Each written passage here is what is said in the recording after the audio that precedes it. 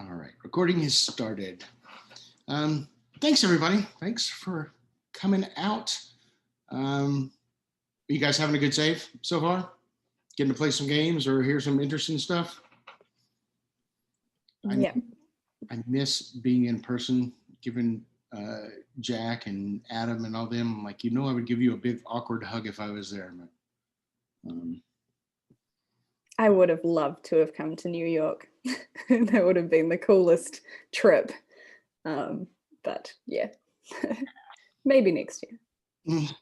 All right. So let me go ahead and throw up this presentation. Dun, dun. Where is? Oh, somebody else is coming in. Hey, there we go. We still got people coming in. Okay.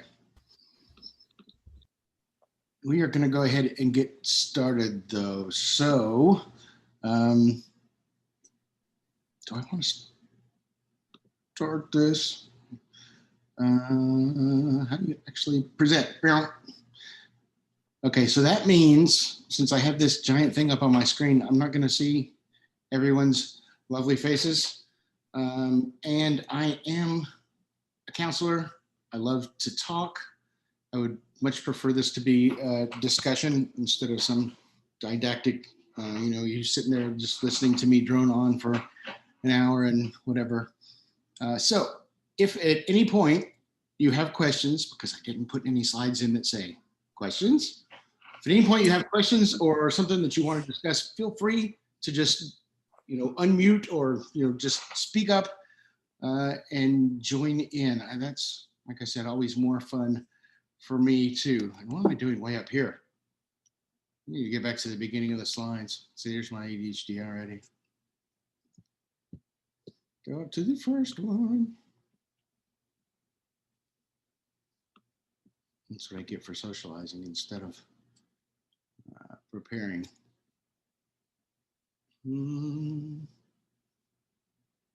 Where'd they go? There's present. There. Present. That's what I meant to have up. So we're going to talk about failure. We're going to talk about some games that have cool mechanics for failure. We can talk about some of your experiences. I'll share some stories too, and think about ways that we can use failure to help people grow and to heal. My name is Mike Fields. I'm a counselor. I'm in Atlanta, Georgia. Well, let's see. So way back in '83, I started playing D&D with the Red Box. My favorite game in high school, though, high school in the '80s, was Top Secret, which was James Bond style, modern day espionage kind of thing. In fact, a couple of years, they just came out with a new version, Top Secret New World Order. So I'd like to get my hands on that and play that. But yeah, I've been a nerd my whole life. Was in band in high school. Played piano, clarinet, all kinds of other stuff. I knew in 7th grade that I wanted to be a systems analyst. Didn't really have any idea what that was, but I thought computers were awesome and that's what I was going to do. So I actually did go to Georgia Tech, studied computer science. I was a RA there. Those who may not know what that is, it's a resident assistant. Basically, I was the dorm counselor. And I went to high school with the director of housing's daughter. So I was actually a resident assistant freshman year. But even as far back as then, I was interested in helping people. And I am a pathological extrovert. If I'm not with somebody, nothing happens. My wife and son are both introverts. They have stuff that they enjoy on their own. And they're like, why don't you just do that? I can't do it by myself. Another thing about ADHD is I don't have any thoughts unless they come out of my mouth either, which can be really frustrating and annoying for my wife and son, who are both introverts. Just stop talking. So being aware of that, if you have questions, I have learned to stop talking for brief periods of time. But since we're talking about the power of failure, I actually failed out of Georgia Tech. Started there in 87 and I failed out in 87, 89, 88, 89, 90, 91. The summer of 91 that I failed out. So it wasn't because school was too hard. Actually had a girlfriend. We had talked about getting married and how many kids we were going to have, what we were going to name them, blah, blah, blah, all that stuff. And then she moved to Florida and became a stripper. So when you don't go to class, you don't take finals, kind of impacts your grade a little bit. Yeah, I just quit. And then I met my wife and decided, oh man, I'm going to have to like get a real job or something if I want to have a family. So I went back to school and crushed it at Southern Tech, just pounded through the last couple of semesters, graduated, was a software engineer for 13 years. But in 2000, I've got a son. He was born in 98. And 2000, he was diagnosed with autism. And the pediatrician who diagnosed him said, your son's autistic, he's going to have lifelong limitations. And I said, well, I'll never dunk a basketball. I'm okay with that. What are you talking about? He said, I don't know. And so for me, that wasn't good enough. I was a science guy. My wife's a NICU nurse. She takes care of the babysitter like nobody else. But anyway, we didn't like the idea of not knowing. That was scary. Spoiler alert. We're going to talk about that some more coming up. So then I went to a therapist, weird family connections, ended up knowing somebody who knew somebody, and they were a strengths-based therapist. The first time we saw them, they said, I can't tell you what your son's going to do, but I can't tell you what he's not going to do either. And so that shift from pathology to potential was literally life-changing for me. I went back to school in 2008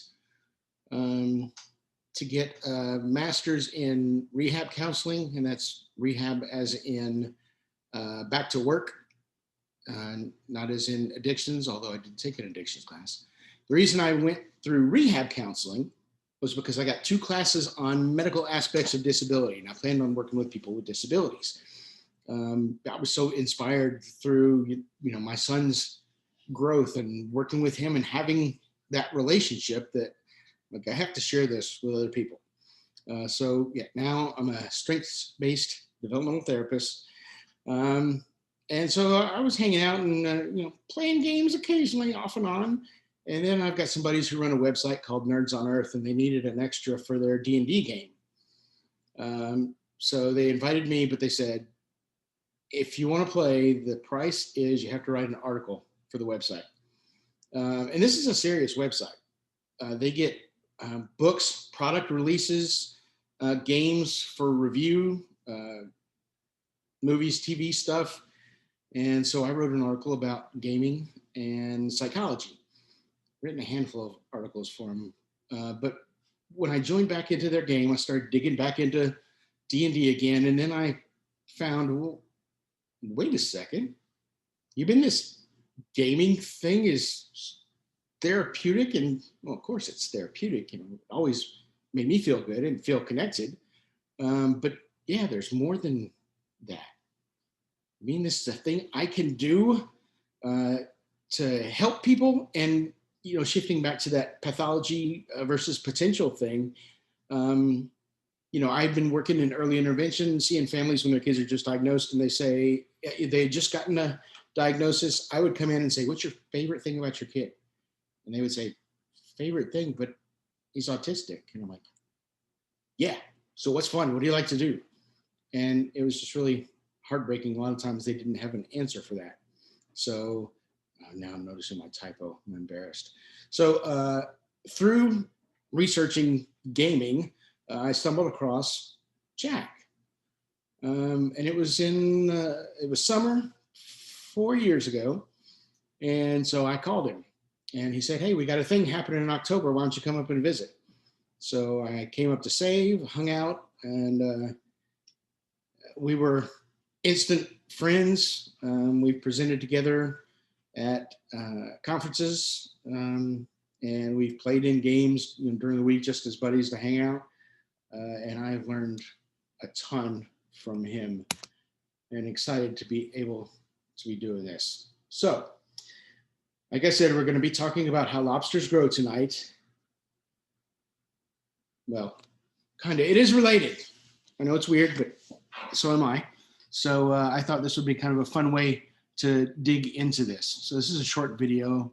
Let me know if you are not able to hear this. Oh, I think he's already seen it. Okay.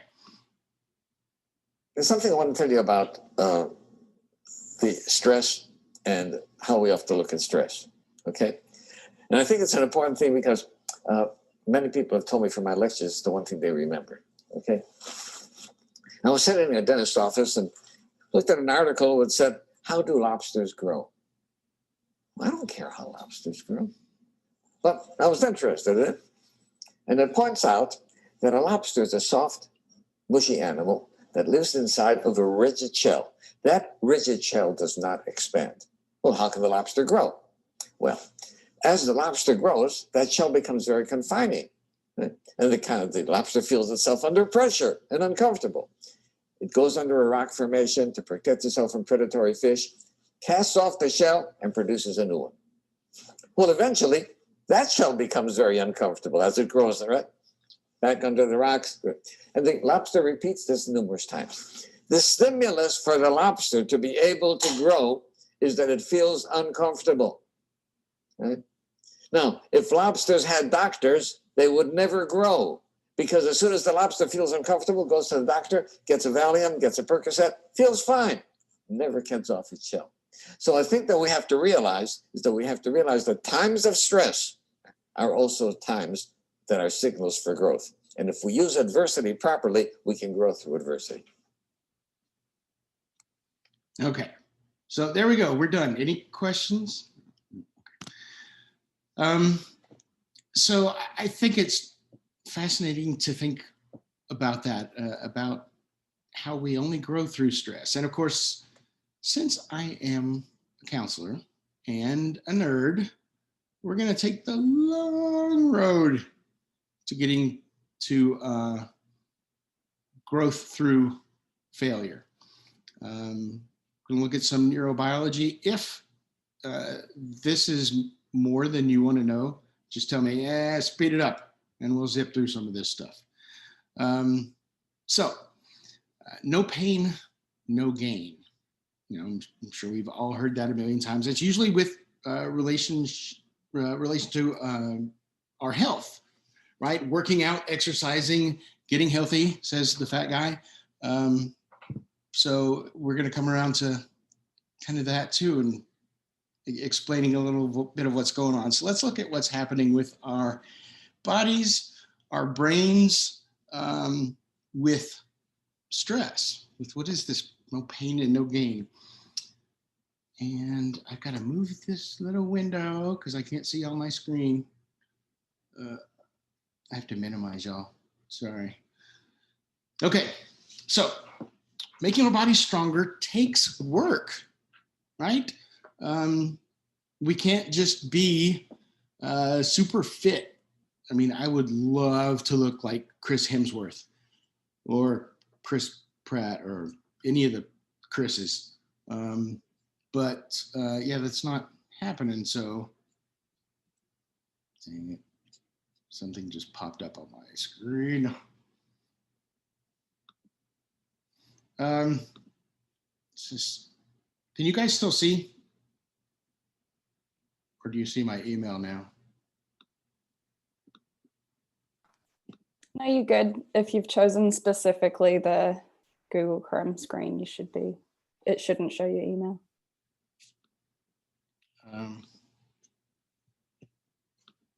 Okay. No. lost it.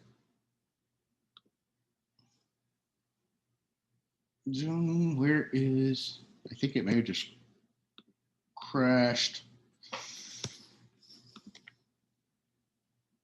I got to start again. Dang it. Hyper clicking. Yeah, I used to be a software engineer, so I'm good with technology. I don't know what's happening. Okay, so we have to put our bodies under stress. We usually think about stress as being something bad or something negative. But there's an endocrinologist, Dr. Hans Selye, and he defines stress as just the non-specific responses of the body to any demand for change. So right now, this is still looking at our bodies. We're going to kind of shift into our brains and our hearts in a little bit, but we're starting in the concrete. So the two different kinds of stress, since the demand on the body isn't in or of itself positive or negative, he came up with two different ideas: distress, bad stress, what we usually think of, and then eustress, good stress, from Latin. So another guy, Dr. Richard Lazarus, comes along, and he's building on Selye's work and digging into how do we identify what's bad stress and what's good stress, came up with some kind of ways to see what our reaction is and use that to help us classify things. So bad stress is things that cause us anxiety.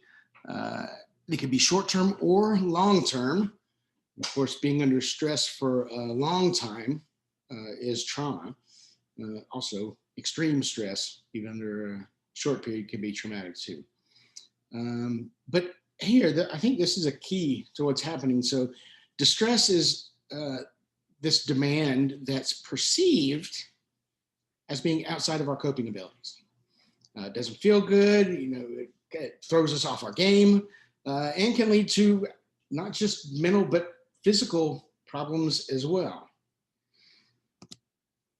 Eustress, however, is something that can motivate us, help us stay focused. And Lord knows I'll take all the help I can get in that category.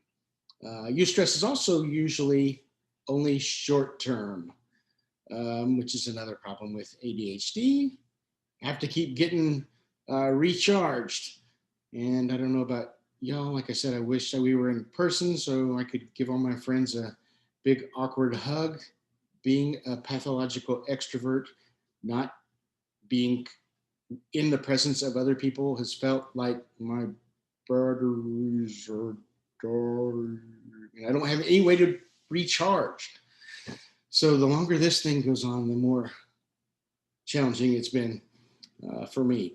So it's altering my perception, right? So the demands placed on our body that are positive, we usually perceive as that's something that I can handle. Funny thing about this is that can change as well. But it feels exciting when there's pressure on us that we think we can handle, and it motivates us, and it helps us do better, do more. So hence working out, exercise being kind of the perfect domain to think about with this. Because if you think about like Arnold Schwarzenegger, working out is probably going to be eustress for him. It's good stress. But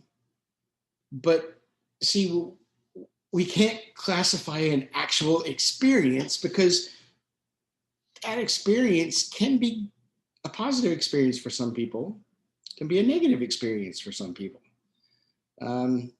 The fact that you all showed up and that you haven't clicked away, especially with the challenges that I was having earlier,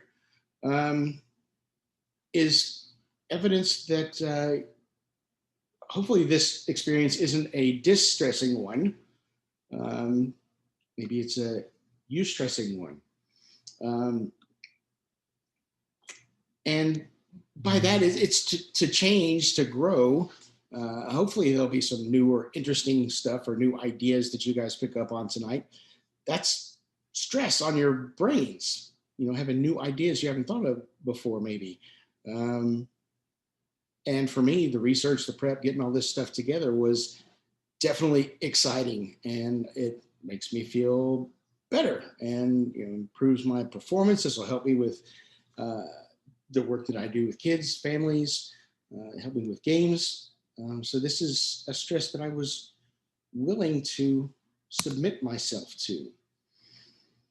So growth only takes place with stress. That's essentially what we saw in the lobster clip, that we only change when there's a need to change. Our bodies, if we want to make our bodies stronger, if we want to grow our muscles, we have to submit them to more stress. We have to lift weights, we have to run more, we have to push our body past its default, its set point. Right? We got to get it out of homeostasis and into something new. And so to respond to that stress, like, oh no, there's more demands being placed on me. I'm going to have to do something different. So same thing with our minds, as I was just saying with Save this weekend and all you coming out to hear the panels and the trainings and stuff like that. We're trying to grow our minds by putting them under stress, but good stress we're interested in. And when we have new ideas and new things come in, how does this fit in with my current beliefs and my current understandings? I'm going to have to adapt and change some stuff to address this new information. And that's the same for our emotions too. So for us to be able to grow emotionally, we have to have powerful emotional experiences, things that could be really happy, but also things that are scary, sad, things that might make us really angry. But experiencing those things and then coming out on the other side is what builds resilience. It helps us to see that we can survive this stuff. In fact, up till now, my success rate for overcoming adversity is 100%.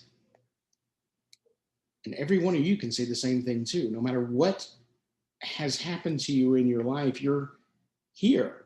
You've made a choice. You're doing something that you want to do, hopefully.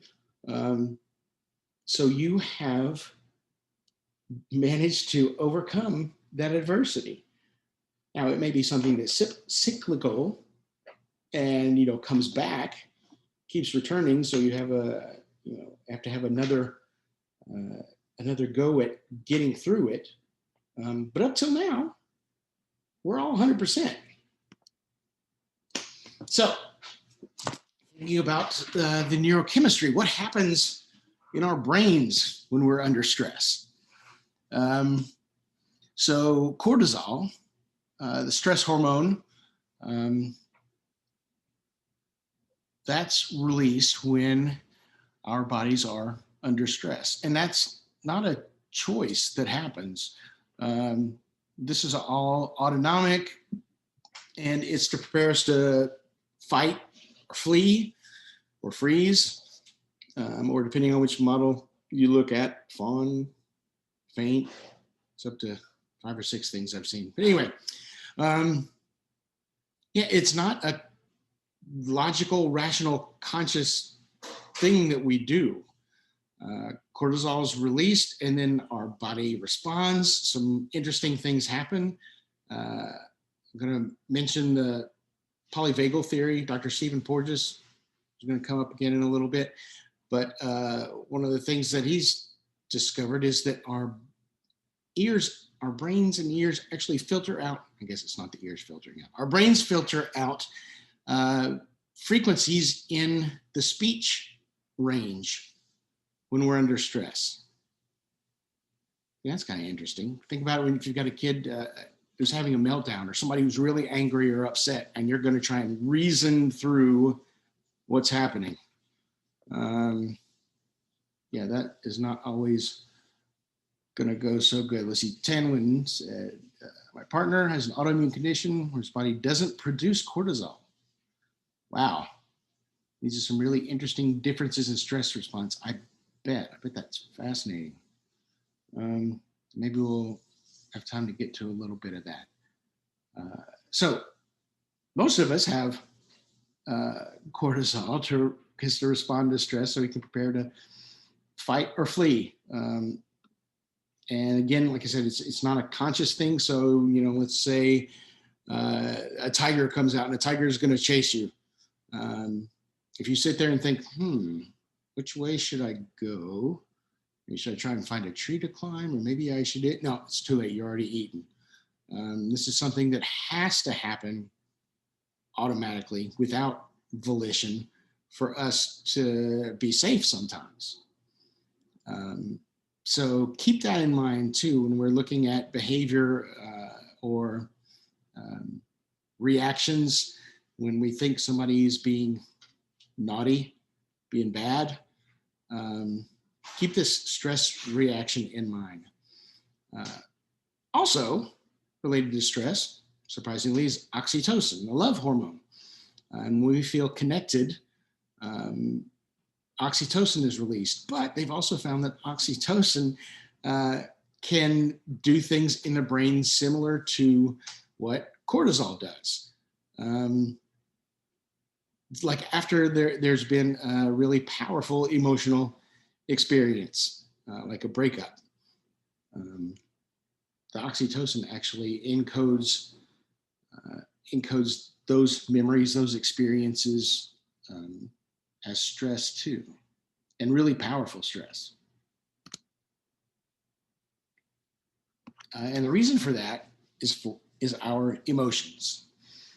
So affect is the glue that holds everything together. Now, our way of connecting to the world is our body. Everything comes in through one of our physical senses. And if there are any of you who work with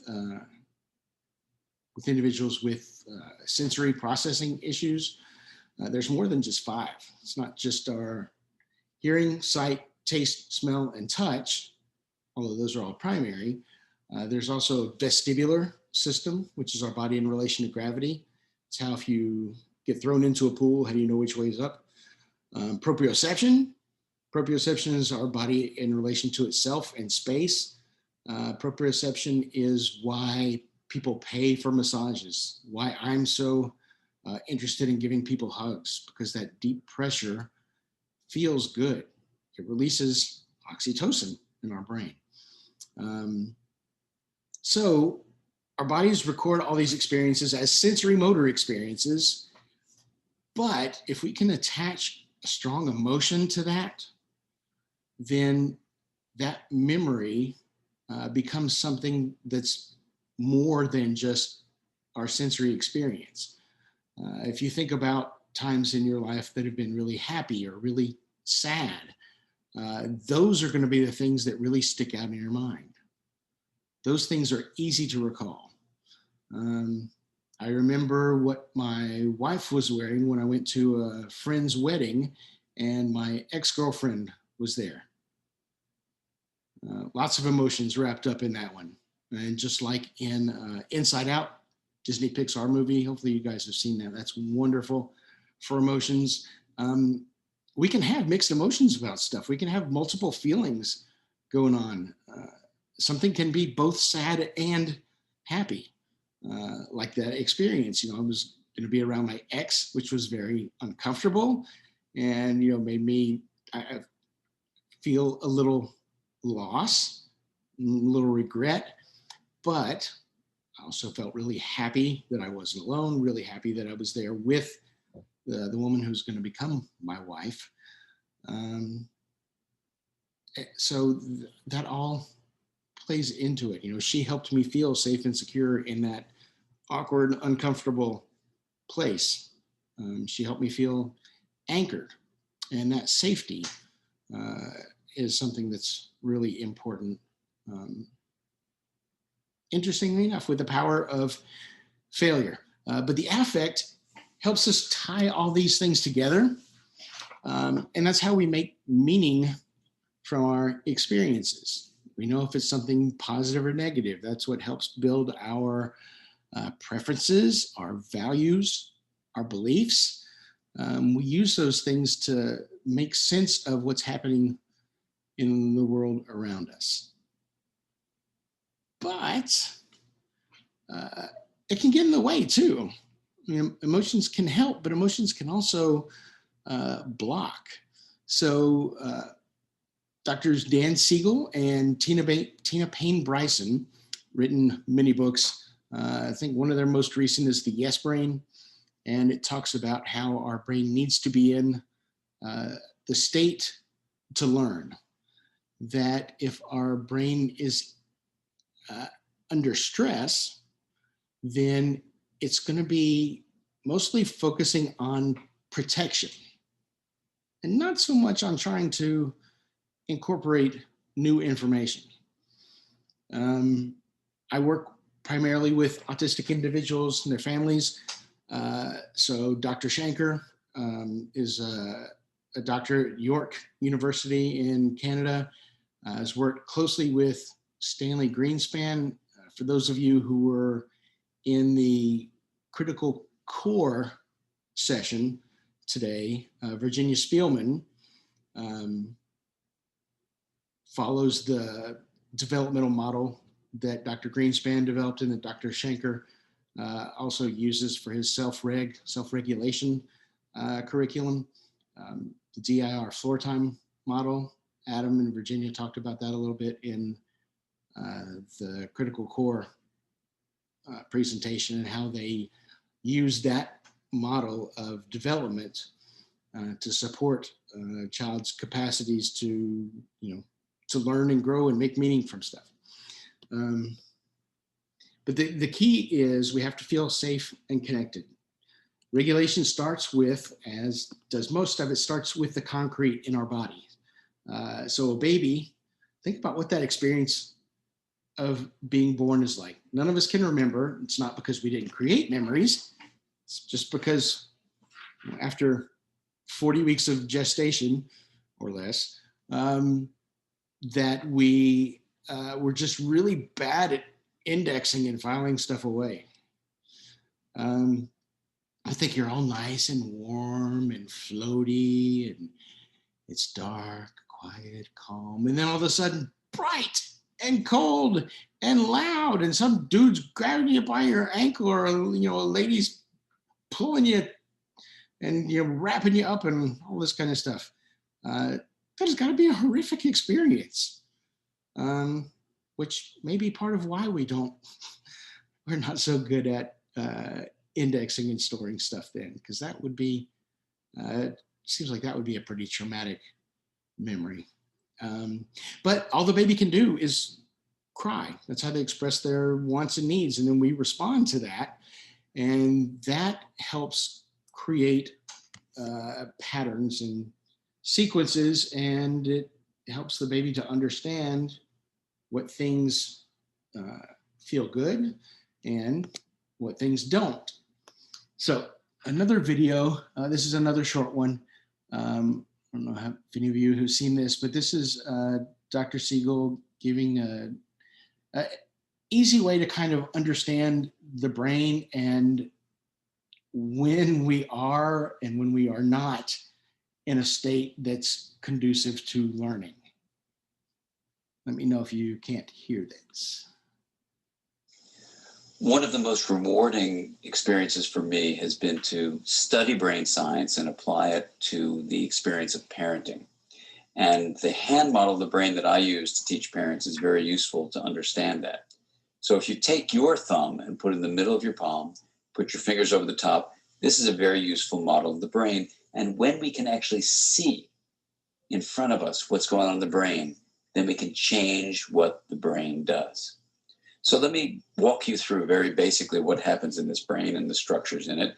And it goes like this. The spinal cord comes up, representing the wrist, and then you have coming up into the skull, the brain stem and the limbic area, which work together to help regulate arousal and your emotions and the way you have a fight, flight, freeze response. These are below the cortex, the limbic and brainstem areas, and the cortex is this higher part of the brain that allows us to perceive the outside world, to think and reason. And this frontmost part of the brain, right behind your forehead, so the person's oriented like this, is actually the part that regulates the subcortical, limbic, and brainstem areas. This regulation is very important because sometimes we can have all sorts of things happen in our life. We're tired, we're exhausted, someone pushes a particular emotional button, and we can flip our lids. So rather than being tuned in and connected and balanced and flexible, we can lose all of that flexibility, even lose moral reasoning, and act in ways that are terrifying to others, including our children. Now, you can actually bring yourself back online and come back to the high road and make a repair with your child, and that's important to explain to them. And you can also use this hand model of the brain to explain to children, even as young as 5 and 6, how to understand when their emotions are rising up from the brainstem and limbic areas here, and how it's overriding the prefrontal area and making it so they may be about to flip their lids. So I've had kids come tell me that they're about to go flip their lids and they need a break. They need a timeout. And by even just naming that, they can tame it. And that's the power of using the hand model for ourselves and our children to help us all make sense of what goes on in the emotional communication that we have in the course of day-to-day life.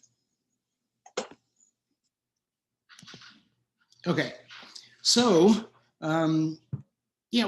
if our cortex, if we flipped our lid, we're in this emotional state, we're not connected to our ability to process and learn. So how do we learn through failure? Because it seems like all this stuff that we're looking at says that failure, bad stress, things that scare us, shut down that capacity to learn.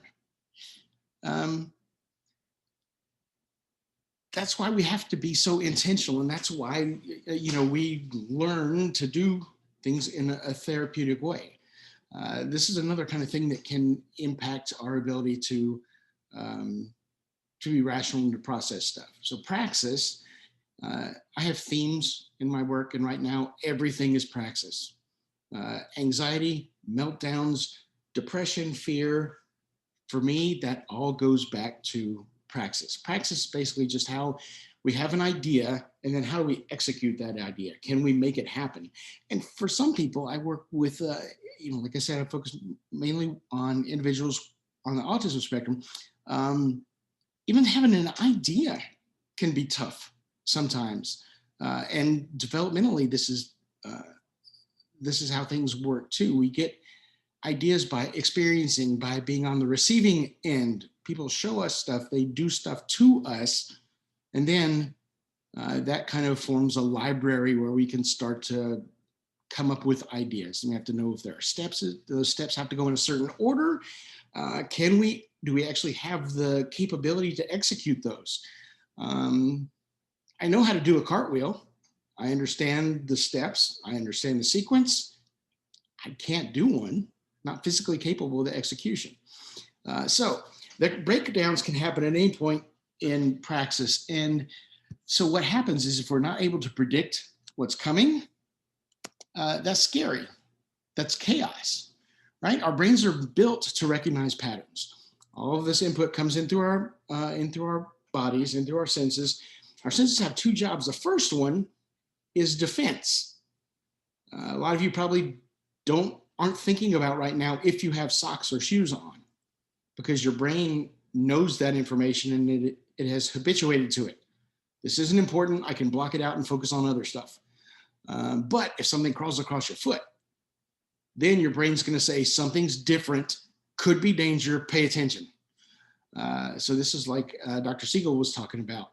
The signals coming in through our brain, and then we're not connected to logic. It's just a fight or flight react kind of thing. Our brains are supposed to alert when things are different. And then Dr. Stephen Porges talks about neuroception, and he defines neuroception as the process by which a brain evaluates if something is a threat or not. And again, this is all in that fight or flight stuff. This is autonomic. This isn't something that we're choosing. Our brain just automatically reacts. And I'm thinking particularly about autism, and when kids have meltdowns, a lot of times, if the kids withdraw when they're stressed, well, they're okay, right? Because they're not disturbing anybody. But if a kid gets aggressive, that's a totally different thing. But it's really not. It's still that neuroception. It's still that fight or flight. Just that kid has a different way for coping with it, but that builds patterns for them that are different from the patterns that are made if one just withdraws. Hold on, checking in the chat. Emma Goodall in Australia talks about the hand model. Sensory processing difficulties can often have less connected lid. Yeah, so that's why it's easy to flip the lid. So we evaluate if something is a threat or not. If it's not a threat, then we get to the discriminatory function of our senses. Is it something we need to pay attention to, or is it something we can ignore? And if it's something we need to pay attention to, then we get into another type of practice where we have to figure out, is there a response that we need to do? And then how do we do that? But this process over and over and over and over is how we learn to interact with the world. So if we're not able to correctly evaluate if something is a threat or not, that leads to fear and anxiety, and we can see kind of things that might give us insight into that even before a meltdown or a withdrawal. Repetitive behavior, the stimming behavior that you see in individuals on the spectrum. A lot of times that is a praxis issue.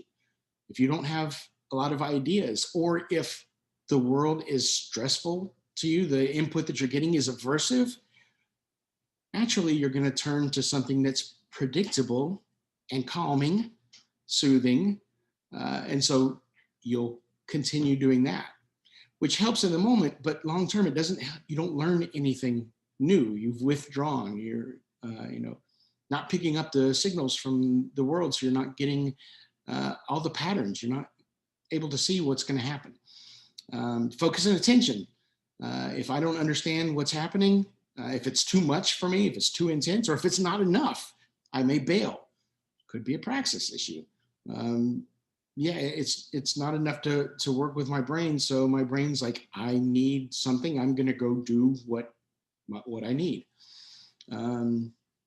If somebody doesn't have a lot of resilience, they're easily frustrated by something, there's a good chance there that they have one idea. And if that idea doesn't turn out, then that means their whole understanding of the world now is wrong. Everything is unpredictable. So things being a little off can be huge and traumatic. We could break engagement or reciprocity. We can't stay connected to somebody because we don't know what's going to happen. Maybe not enough. It may be too much. And so we're just getting out of there. Rigid thinking is another way too. It's like, I only have this experience. I only have this idea. And you're telling me something that doesn't fit with my idea. It can't be possible. That's a violation of my whole understanding of the world.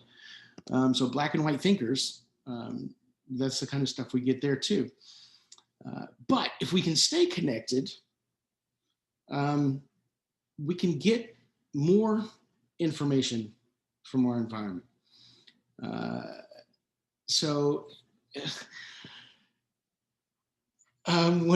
When I started my master's program, I had my development class, Dr. Brack at the beginning of the class said, in this class, we negotiate for grades. So if you tell me you want an A, I'll tell you what you need to complete to get an A. If you tell me you want a B, I'll tell you what you need to complete for a B, and so on, so on. So Dr. Brack asked, so who in here wants an A? And almost everybody raised their hand, and he's like, oh, I feel so sorry for you. I was at school at Georgia State, downtown Atlanta. He's like, we're in a big, vibrant city, so much to do, so much activity, so much opportunity, and you want to spend all your time doing boring stuff for me. I hope by the end of this class that you be happy with a B. And that's kind of the idea that Dr. Donald Winnicott talked about with good enough parenting, being a good enough mother. And so I am guilty of this. Any of you who are parents, teachers, caregivers, therapists, this may be something you've experienced too. You see someone that you care for struggling, and so you want to fix it, right? You want to save them. But if we do that, they're not having the opportunity to solve the problem for themselves. And developmentally, there are problems we can solve for ourselves. And then there's pro-social and, things that we need. There are social problems that need solved, things I can't do for myself. How do I learn to meet that need if I never get to practice working with somebody? Babies, when they can, even before they can start moving around, when they reach for stuff, they swing and they bat at things, they touch them, they put them in their mouth. It's all this exploration to try and get more input. More input means more information for understanding, for solving a problem. Again, if we think back to, stress behavior, avoiding stress, pulling back, missing out on all that data, all that information, all the opportunities to solve problems and connect, we're not going to be very good pattern recognizers. A lot of things are going to be chaotic and unpredictable just because we haven't had the opportunity to nurture that capacity for figuring out what's happening. So interestingly enough, if you don't do enough for a child, we call that neglect, but then the child doesn't feel safe, they're not able to predict things, they don't get opportunities to learn and grow. And the developmental impacts of neglect can be just really, really powerful. But the other way, if we are always saving a child or always doing things for them, we think we're helping, but that's the same kind of thing. They don't get a chance to feel safe. They don't get to learn how to predict things. They don't get to experiment. And so back to the praxis is when stuff breaks down, when we make a mistake, when we fail, if it's something that we're really invested in, then we're going to keep trying. We're going to be more resilient if we have an emotional connection to this thing we're trying to figure out. I'm sure all of you can relate to an experience where in college, a bunch of my buddies played basketball. I'm like, that's terrible. I don't want to do that. Let's hang out. And then one time during the day, every day, everybody would go play basketball. And I hate being alone. I didn't like basketball, but I didn't like being alone more. So I talked to my roommate and I'm like, hey, teach me to play basketball. And that became one of the highlights of my life during my college experience. In fact, could even argue that it wasn't that. I mean, that it wasn't my girlfriend leaving and becoming a stripper that made me fail out of school. One of the things that I did was I played basketball about 10, 12 hours a week. And then after all that happened with my girlfriend, I played basketball more. I would go to class and I would play basketball all the time. That helped me focus on something else than what was really eating at me, made me feel good. And then one day I took a quick baseline jumper on a fast break, landed, and next thing I knew I was on the ground. And I tried to stand up and I couldn't. I tore all 3 ligaments on the outside of my right ankle, so my foot was just kind of hanging there. And that was the last straw. When I didn't have that, it's like now I have nothing, and I totally shut down. So my experiences with the world there, just I wasn't able to understand patterns and predict what was going to happen. Even when I thought I knew, when things were going good, that was taken away too. So now we finally get around to failure after all of that. And I already talked about what a traumatic experience birth must be like, and development, how babies learn through experimenting. They're laying there in a crib, they get this uncomfortable feeling in their stomach, so they start crying, and then magically a face appears and there's food and they feel good, and then the magic face disappears. But they figure out if they cry again, the magic loving face comes back. And if there's something they want, man, that looks really cool, I want to put that in my mouth.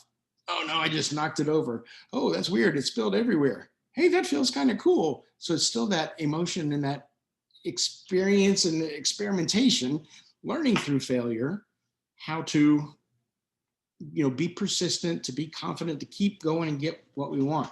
There's a neat experiment called the visual cliff that was done years and years ago. They had a checkered floor, and they would put babies down who were just crawling, and the babies would crawl, and then at one point on the checkered floor, the floor continued, but it was transparent. And there's a visual drop of about a foot where the checkered pattern continued, but lower.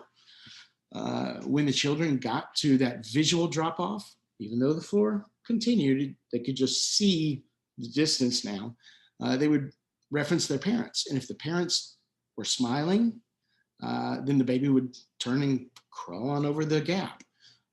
If the parents looked scared, the babies would refuse to go past that visual gap. So that's kind of the pro-social part that Dr. Siegel was talking about, how if we haven't completely lost our lids, we can connect our that frontal lobe, our cognitive part there that understands other people. We can get signals from them and can actually use those to help us relax and feel calm and be regulated again. So even though something is stressful, other people, the safety, the connection of that relationship can help keep us going. So this is the environment we're trying to create when we're playing games. We want there to be enough risk for somebody to be uncomfortable, but not so much that they withdraw. We got to find that sweet spot where there's still that possibility within them, that their resilience, that I'm not alone. This is going to be tough, but maybe I can do this. Finding that sweet spot is really what the power of failure is. But in 1972, Robert Persky wrote a paper, The Dignity of Risk. And what happened was it was a pushback against people with disabilities who were living in assisted living facilities, residential care, and how the staff would treat them like they were not capable. They would infantilize them and patronize them. And it's like, it's okay, you can't do this. And, if you watch movies from the time, and we still hear, people say retard and things like that and look down on other people and, they can't do this, so here, let me help you. But unless you're there to help them every time, you're not helping, you're actually possibly hurting them by stealing opportunities from them, by stealing that potential for growth away. And so I mentioned the switch from pathology to potential earlier. There's all kinds of downsides to pathology, and thinking about ourselves as our pathology. I've mentioned many times tonight ADHD and the problems it has caused for me, but I also see ADHD as a superpower. It's both kryptonite and my power. If there's something that I'm really interested in, laser focus, intense, I can really dig into that and really pick up stuff. I'm really creative, and I'm really adaptable. I don't need things to be black and white. That's not what I was expecting. That's fine. I'm used to stuff popping up and interrupting that all the time anyway. I have enough experience that I'm confident enough to keep going. And that's, I think, one of the most important things for a game master. And we can talk about prep. How do we prepare for something too? But we all know that no plan survives first contact with the players, right? We've got to be ready to improvise and change stuff. So if we're not defined by our pathology, we get to choose our identity. It opens up all kinds of possibilities for us instead. This is also the mindset that we want to get our players in. If any of you have heard of Joseph Campbell's hero's journey, or the monomyth, the idea is that Joseph Campbell went around the world listening to myths and stories and legends and all that from cultures all around the world. And he was able to identify certain aspects of those stories that all these different stories from all these different places had in common. So he identified what he called the monomyth, and then further described that as the hero's journey. So this is why role-playing games are so cool. I had a kid in a summer camp group of mine, and after the first day, we had played Kids on Bikes, and we were doing our checkout at the end and said, so what did you think of the group? What'd you like? What'd you not like? You're interested in coming back. And this one kid, 10-year-old said, this is not at all what I was expecting. Usually therapy is where I go when somebody tells me what I'm doing wrong. Ow. Man, what's it like to live like that?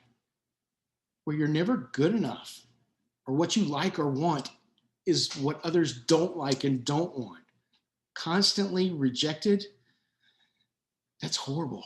But we can give them a different experience. Some key events in the monomyth, the call to adventure. We relive these things over and over in our lives in multiple different ways. For me, here just a quick off the top of my head example, call to adventure. Hey, Mike, you want to do a presentation at SAVE? There's an opportunity. I was excited about the opportunity. So the next thing that happens is meeting a mentor. Talk to Jack, I talked to some other people, and the mentor, that's our role in all of this. We're helping people cross this threshold, which comes next, from the familiar into the unfamiliar. People have this experience at school, or with their jobs, or in life, or whatever it is, and then there's something that draws them to it. They connect to somebody, and they enter this unknown, this new experience. And in that, we face trials and temptations. Things are going to go wrong, but we're connected to the mentor. We have somebody that's guiding us into this unknown for a while. And then the mentor either leaves or usually dies. And so the person is left to do these things on their own. And it's typically, I can't do this without you. I don't know, I'm not good enough. But then they find success, and there's a transformation. They become empowered. Now they believe. Now they have this new information or new skill or even new items. Returning in games, it can be returning with treasure, returning with knowledge. And then an atonement, going back to your life, what it was before, but it's not that anymore. Whatever was wrong, whatever you was weak, whatever you were scared of before, you've overcome. And now you return to the known world, the world that was there before you left, but you have changed. So for me, crossing the threshold, starting to do the presentation, trials and temptations, distractions, other things I want to do, but I got to get this presentation done because it started at 6:30 on Saturday, and if I don't get it done, bad news. And And so I go through all that, I make things right, I get my presentation done, and then the con will be over and there'll be a new call to adventure. So bringing all of this stuff together, we've got stress, we've got praxis, being able to recognize those patterns to feel safe, identity, how do people see us? How do we want to be seen? This hero's journey where we face trials and we overcome things, we fail, but we have a guide, we have somebody to protect us, to keep us safe, and we overcome things. And then that gives us what we need to leave the therapy room, to leave the stinking Zoom screen, and to face life in the real world. So one of the things that we're doing is we're promoting a growth mindset instead of a fixed mindset. A fixed mindset is that things are static. And I'm just going to avoid it because it's too hard, and I'm just going to give up because I don't want to fail. Somebody's saying something bad, I don't want to hear it. I'm just shutting off and withdrawn. The growth mindset is, sure, things are hard, but I can learn. I can get stronger. Your character will level up. Spoiler alert, so will you. Embrace challenges. There's a monster. You wanna fight it. There's a puzzle. You wanna figure it out. You persist when facing setbacks. Oh no, one of your party members just went down. Now you're gonna have to save them. Learning from criticism, like my group that I was running through. Essentially, the story was Fight Club, and then they infiltrated the Fight Club and realized, hey, you mean we can go and rob and do all this bad stuff? So they went from 5 individuals who never worked together to now being really strategic and sneaky, doing bad things. So we were excited. We're like, they're working together now. Well, they're working together for evil, but they're working together now. We can work on the evil later and reach higher levels of achievement. I'm going to skip past this because we're running low on time. Okay, I'll do one quick example. So my son's 22. I mentioned he's autistic. My mom lost both of her parents before she was 12. So there were times growing up when she was hungry. She lived with temporarily with other people who were taking care of her, who did not want her there and let her know. So she dealt with a lot of uncertainty and loss in her life, has a lot of anxiety because of it, but also because of that, she needs to control things to feel safe.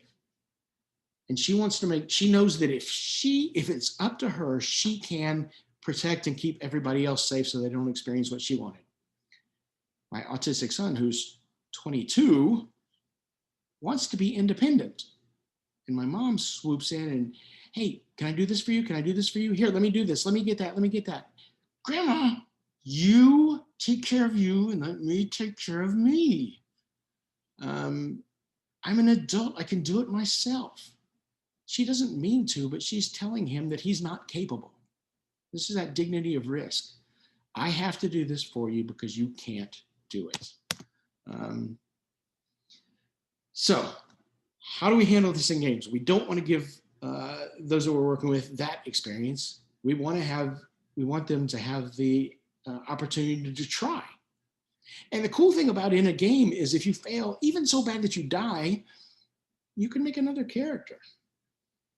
So there are lots of ways that we can support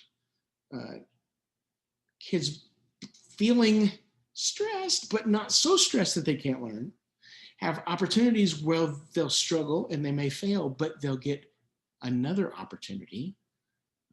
So they'll get to build that resilience. They'll have more evidence to help make things predictable.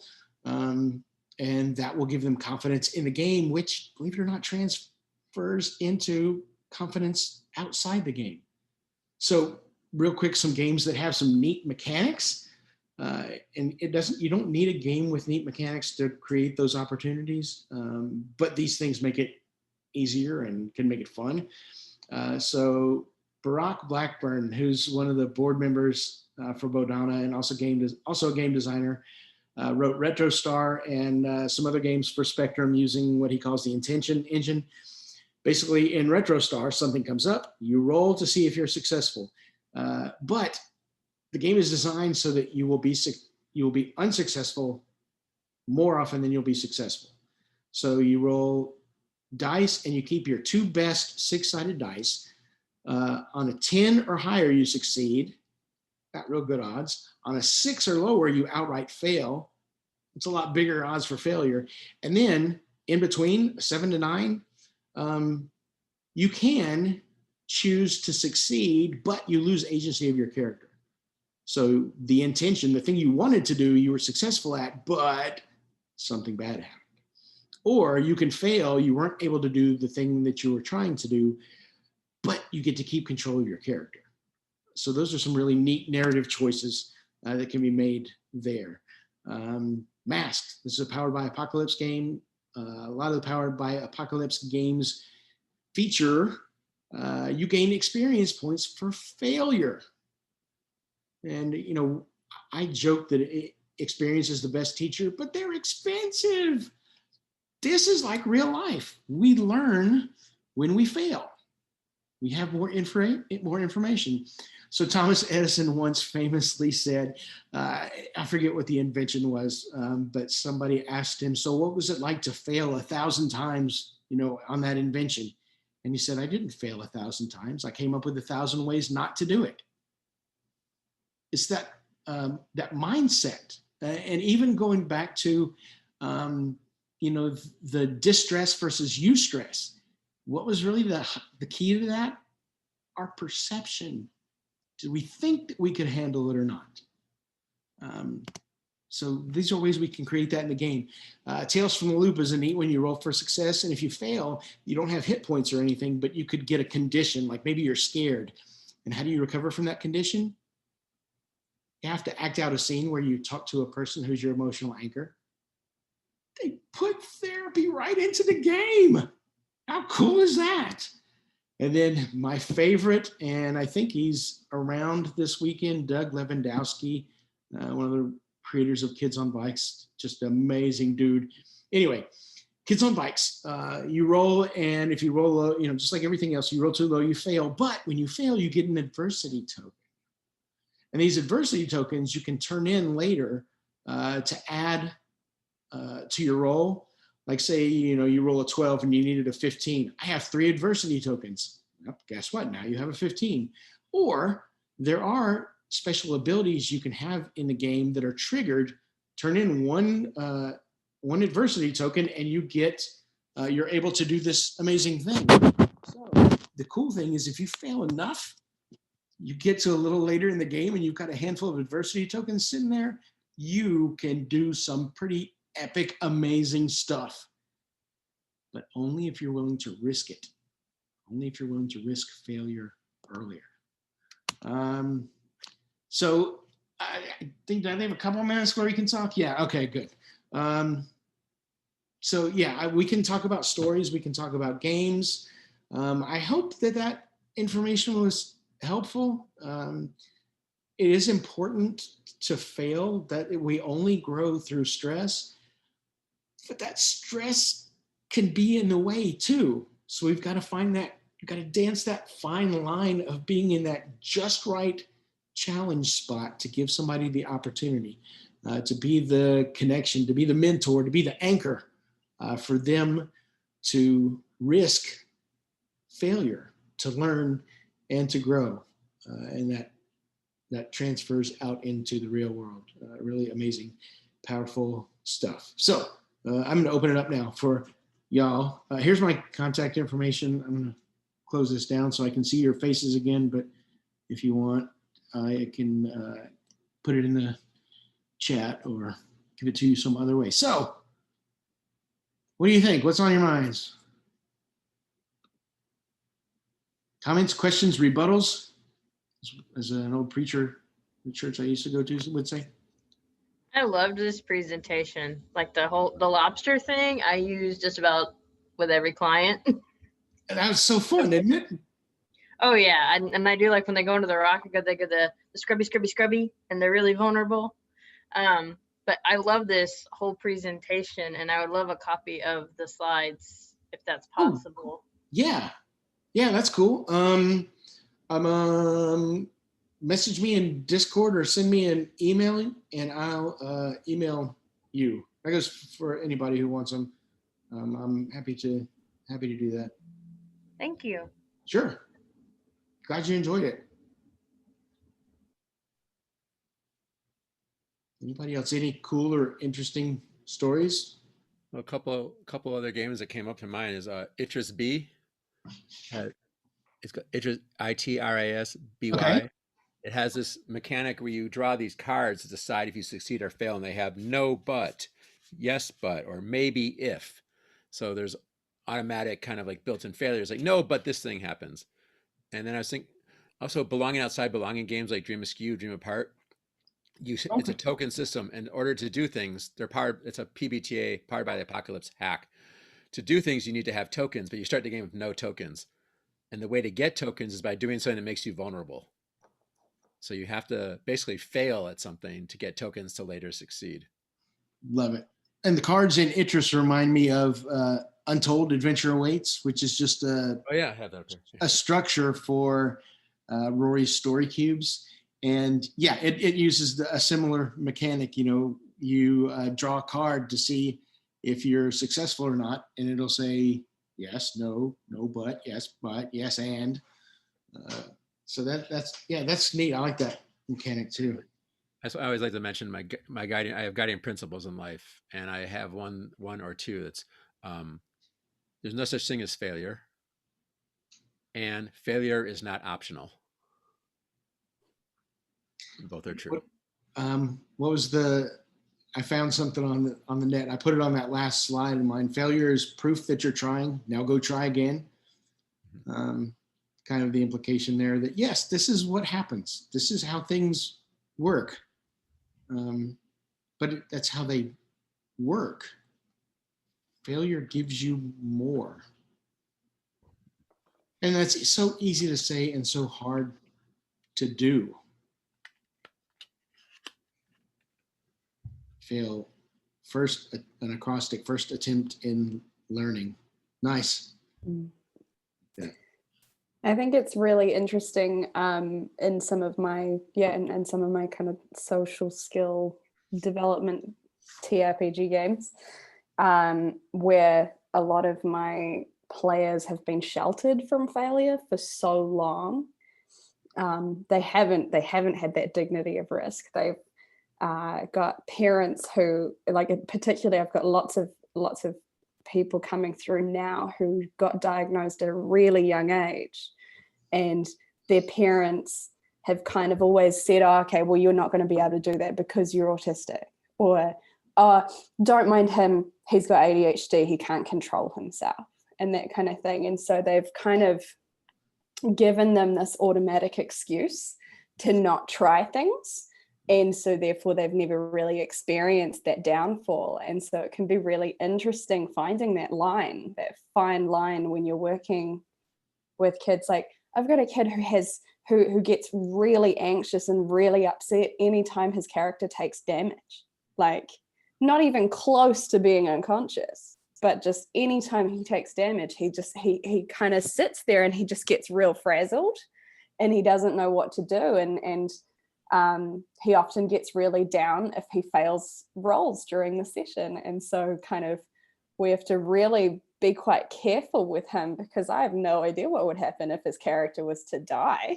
Like, I have no idea what would happen if if they got to the final boss and they didn't manage to complete the mission. So, and it's been a real slow process with him, kind of walking that line and kind of just slowly adding more to it.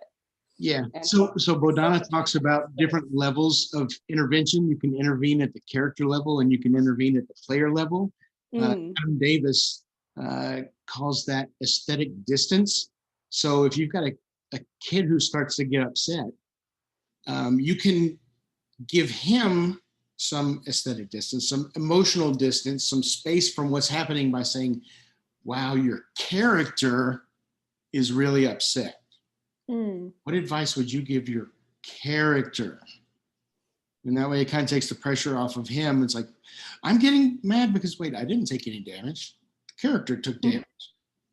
And then, likewise, when somebody's successful, you convince the king to join your side. You beat the dragon, not your character, but then give them that emotional connection to it by closing that distance and talking about the player instead of the character. So there's some neat ways to do that too. Yeah, definitely. Oh, I wish all of the people who ran our sessions had the chance to be involved in this weekend, but they didn't quite have the commitment to get up at 1:30 in the morning. So, yeah, this is something that I told Jack after the first year. I'm like, I don't care what's happening. I am here every year. And so I don't. If were you in the Game to Grow one, the Critical Core? Yeah. So Virginia was presenting in video because she does a conference the second weekend of October every year, the Star Institute. Oh shoot, I forget what they call it, but basically it's a sensory occupational therapy based conference, and it's a big one. In fact, a couple of years ago, when we first started talking, she said, "Hey, I'm going to be in Atlanta. We'll get to meet because the Star Institute thing is coming the second weekend in October." I'm like, "You're going to be in Atlanta, and I'm leaving. I'm going to Pennsylvania to see Jack." So, yeah, I texted Adam in that presentation. I'm like, "Adam, good to see you. We got to tell Virginia she needs to move her convention." The thing about players versus characters when you interact with them, I run spiritual discovery, spiritual direction through games. And I also run teen clubs without the spiritual direction, but I can't help but bring some of that with me. And I had a kid who was getting arrested because this player decided to attack an innocent, and the player was going to get arrested in the game, and the kid started freaking out. Like, I don't want to get arrested, guys, don't let this happen to me. And so I decided to address the player, and I said, don't worry, whatever happens, you still get to play. And he's like, "Oh, I still get to play?" Like, and that reinforcement that it wasn't over, it wasn't the end. And he immediately calmed down and said, "Okay, guys, do whatever, turn me in." That's awesome. Yeah, and you never know where that line is for somebody. Some people don't care. Your character may die. That's all right. I mean, no. And then some people, just taking damage or getting arrested or whatever can be. But that goes back to the praxis. I don't have any experience to draw from. I can't put together what's going to happen, and I'm scared that it's going to end up bad because that's what happens a lot of times. Things just go wrong. I'm wrong. I'm bad. I'm not good enough. So it's a whole bunch of stuff that we're doing. I've had people tell me, "It looks like you're just playing." Good, because I am working really hard to make it look like I'm just playing and for it to feel to those kids like they're just playing. I have to jump out. Sorry, I've got another thing to go to, but thank you so much. And I'll catch up with you another time, I'm sure. Yeah, thanks for dropping by. Thank you, Mike. Enjoyed it. Yeah. Thanks, everybody. All right. Yeah, it looks like people are making the jump. Yep. And it's good to see you again, Menachem, and good to have like person-to-person interaction. I mean, I know we've been in the same room at the end of the cons and the feedback or whatever several times together, but I haven't gotten to play or interact with you. So this was nice too. Yeah, no, thank you for some of the theory, but I love failure and failure theories. So thanks for some of the neuroscience behind it. I've been reading Resmaa Menachem's book, My Grandmother's Hands. Oh, yeah, I've heard of that. It's about racialized trauma, intergenerational trauma, and talking a lot about trauma in the body and how the amygdala and all that functions without thought, like you were talking about. And yeah, it's really wild that all the neuroscience, is coming out and showing us how stuff works. And it's like, well, this kid is oppositional. That kid is limbic.